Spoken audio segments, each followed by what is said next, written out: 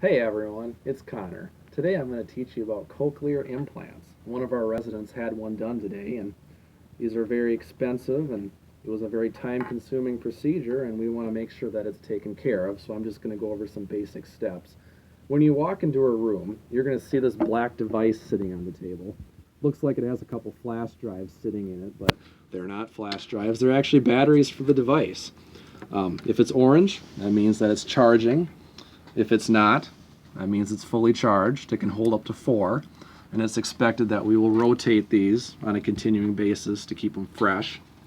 This is the device itself. There's a microphone in it, a processor, and then a portion that actually leads into the head itself that will convert the information, hit that auditory nerve, stimulate it, and actually bypass the hairs in our ear that would automatically do the job for us that can hear. So here's how it works. In a twisting motion, we pull it off like this. There's a couple teeth in here and the charging prongs that'll grab onto it. Put it in here like this, turn, and that's how you charge it. And then you'll see a light on if it's charging like it is now. The same kind of thing is done with the cochlear implant. You find where the prongs go, this way, turn, it's on. You know the device is working if we have blinking. However, the orange blinking means that it's not hooked up to the resident, it's not working. When it is hooked up to the resident, it will turn green, meaning that it is working and that person can hear. When we put it on, it's actually very simple. You kind of do it like a hearing aid. So you're going to place it on the back of the ear. And this thing here actually magnetizes to a magnet that is in the head that was done during surgery. And it sticks on just like this.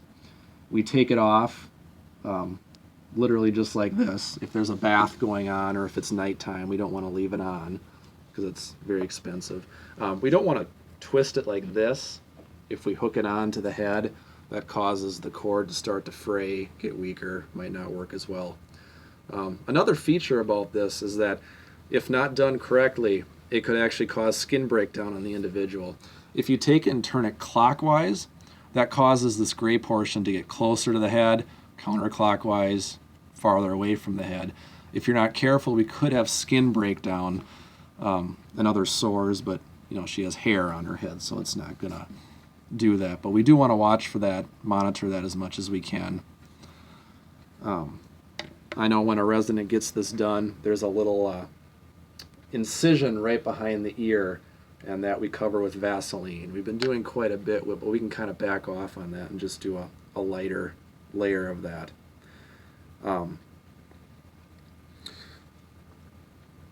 The cochlear implant education, you can find quite a few more things on YouTube besides just what I can talk about here. The bulk of the education, though, will be on Wednesday.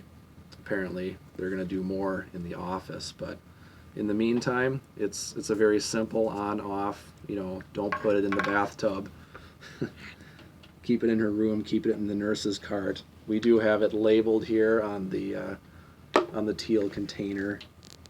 Another thing to point out real quickly is that this individual can hear sound now that the cochlear implant is on, but they can't quite understand words.